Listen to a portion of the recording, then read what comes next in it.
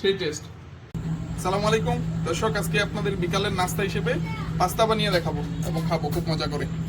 চলেন প্রথমে সবজিগুলো কেটে নিব। সবজির মধ্যে প্রথমে পেঁপে নিয়েছি,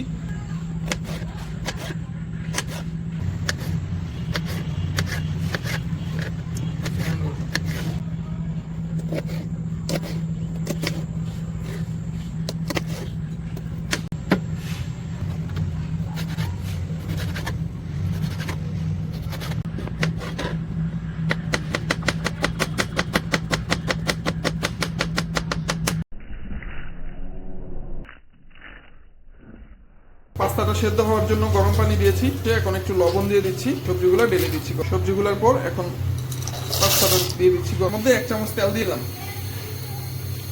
ডিমটা একটু ভেজে নেব। ডিম 2টা ভেজে নিলাম, তেলের মধ্যে রান্না করা চিকেনটা একটু ভেজে নিব।